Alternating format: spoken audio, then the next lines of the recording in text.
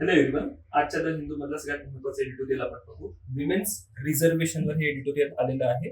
भारताचे पूर्व chief election commissioner SY Qureshi यांनी हे इंटरेस्टिंग एडिटोरियल लिहिलेलं आहे.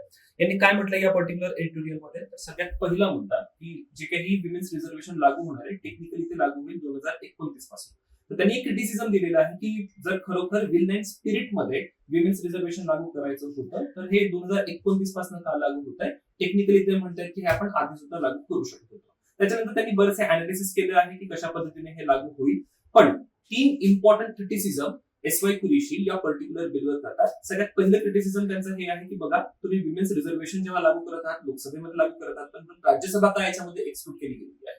दुसरा सगळ्यात महत्त्वाचा मुद्दा हे मांडतात की ह्या विमेन्स रिझर्वेशन मध्ये SC ST OBC reservation further का ग्रँट केलं गेलेलं नाहीये. आणि तिसरा महत्त्वाचा मुद्दा या ठिकाणी ऑपरेशनल गोष्टींबाबत आहे की ठीक आहे, रिझर्वेशन जे आहे ते रोटेशन होईल, पण त्या रोटेशनचे ऑपरेशनल पॅरामीटर्स काय आहेत किंवा लॉजिस्टिक्स कसं असेल त्याच्याबद्दल आपल्याला खूप जास्त क्लॅरिटी नाही. तर हे क्रिटिकल पॉइंट्स तुम्ही तुमच्या उत्तरामध्ये लिहू शकता की हे जे काही विमेन्स रिझर्वेशन आपण देतो आहोत तर त्याच्यामध्ये काय काय प्रॉब्लेम्स आपल्याला दिसून येतात. त्याच्यावर ते सोल्युशन सुद्धा देतात. काही टेक्निकल सोल्युशन त्यांनी या ठिकाणी प्रेझेंट केलेले आहेत. सो गो थ्रू करा या पर्टिक्युलर आर्टिकल मधून, आणि जो काही कंटेंट या आर्टिकल मधून तुम्हाला मिळतोय तो तुम्ही तुमच्या उत्तरांमध्ये वापरू शकता. Thank you everyone. भेटूया नेक्स्ट सेशन.